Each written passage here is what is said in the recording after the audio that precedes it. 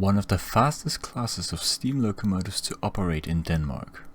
The only Atlantic design to work for DSB. The last design of locomotive designer Otto Busse. And a gold medal winning class. By the turn of the 20th century, the biggest passenger locomotives that DSB had were the K-class 440s. But with increasing loads, DSB often had to resort to double-heading them on bigger trains, which was a costly endeavor.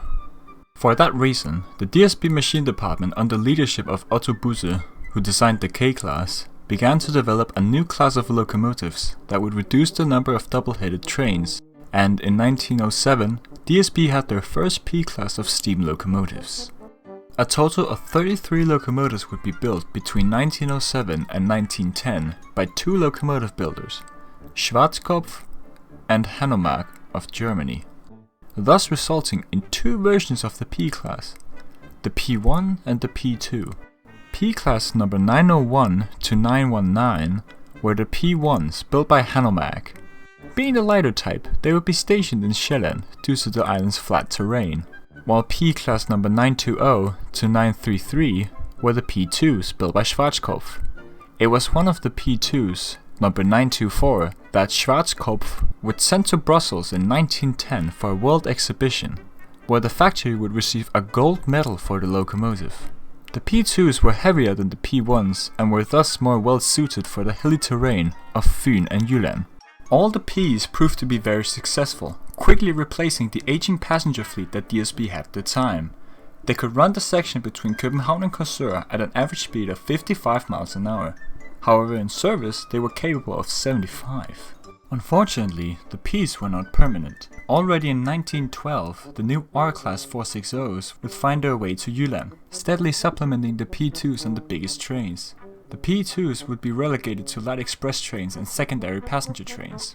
The P1s in Sjælland would remain on heavy express trains until 1935, when the first Lyntog went into service. And when DSB purchased the E-class steam locomotives from Swedish Railways, the P1s didn't have a lot left to do. In the early 1940s, 7 P-class locomotives would be rebuilt into a new class of Pacific steam locomotives, the PR class, due to an engine shortage and a lack of use for the P-class. Initially, all Ps were supposed to be rebuilt, but this never happened. The Ps remained mostly free from accidents, albeit with one major exception. On the 1st of November 1919, P-class number 904 would crash into the back of a delayed commuter train at around 50 miles an hour, resulting in Denmark's worst related railway accident, with 40 people to its name and many more injured.